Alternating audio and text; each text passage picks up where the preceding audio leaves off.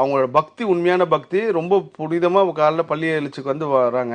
கண்டிப்பா முருகர் மாத்துவார்னு வச்சுங்க. ஏன்னா விதியை மாத்த அவரால் மட்டும்தான் முடியும். அது ஒரு பெரிய ஒரு கதையை நான் சொல்றேன் பாருங்க.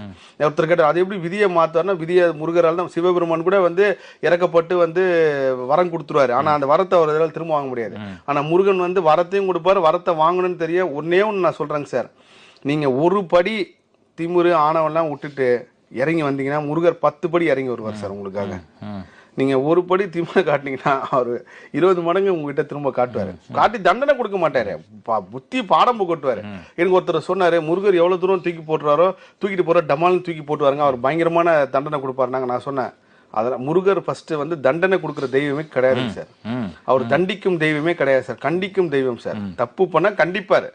நான் திரும்பவும் சொல்றேன், முருகர் கிள்ளி விளையாடு தான் அள்ளி கொடுப்பார், திருவிளையாடல் பண்ணி தான் கொடுப்பார்.